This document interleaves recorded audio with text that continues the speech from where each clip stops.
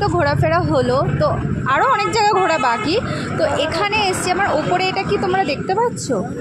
এটা হচ্ছে তেনজিং নোরগে, যিনি ছিলেন মাউন্ট এভারেস্ট, যিনি জয়ী করে এসেছিলেন, তার উদ্দেশ্যে কিন্তু এটা বানানো হয়েছে। এটা কিন্তু দার্জিলিংয়েই বানানো হয়েছে, আর ইনি কিন্তু এখানেই ছিলেন।